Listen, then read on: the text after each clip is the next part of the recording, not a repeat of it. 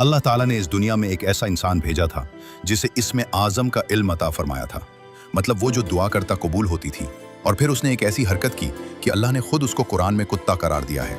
ये उस वक्त की बात है जब हज़रत मूसा अलैहिस्सलाम के ज़माने में बनी इसराइल में एक बहुत बड़ा आलिम और आबिद था जिसका नाम बलअम बाउरा था। वो दिन रात इबादत करता और लोगों को दीन सिखाता था। जब हज़रत मूसा अलैहिस्सलाम अपनी कौम के साथ मिस्र से निकलकर फ़लस्तीन की तरफ आए तो रास्ते में एक इलाके बल्का से गुजरे। वहाँ एक जालिम बादशाह बल्क हुकूमत करता था। बादशाह ने जब सुना कि मूसा की कौम बहुत ताकतवर है, समंदर उनके लिए फट गया था, तो बादशाह खौफजदा हो गया और बलम के पास आया।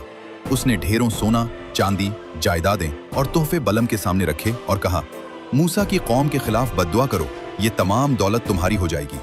बलम ने रात को अल्लाह से दुआ की।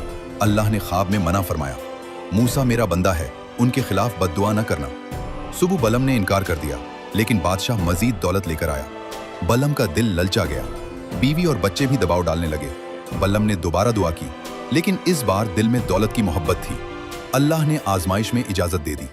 अगले दिन बलम अपनी गधी पर सवार होकर एक पहाड़ की चोटी पर गया, जहां से बनी इसराइल का पूरा कैंप नजर आता था।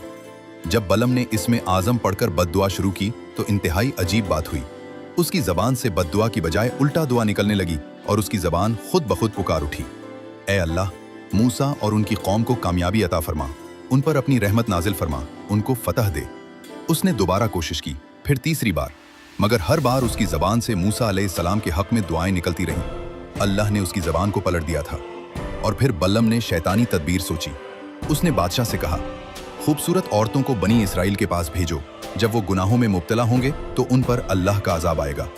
और यह मंसूबा कामयाब हुआ। कुछ लोग फितने में फंस गए, ताउन की बीमारी फैल गई और 24,000 लोग हलाक हो गए। अल्लाह ताला ने कुरान पाक में सूरतुल आराफ में बलम को कुत्ते की खासियत वाला कहकर जिक्र फरमाया है, जिसका मतलब यह है कि कुत्ता हर हालत में अपनी जबान लटकाए रखता है। भूखा हो या पेट भरा हो, गर्मी हो या सर्दी, हर वक्त उसकी जबान बाहर निकली रहती है। बाज़ उलमा कहते हैं कि बलम की जबान हकीकत में लटक गई थी। अल्लाह ने उसे इतनी शदीद रुसवाई दी कि उसकी जबान मुंह से बाहर निकल आई और वो कुत्ते की तरह बदसूरत नजर आने लगा। लोग उससे नफरत करने लगे थे।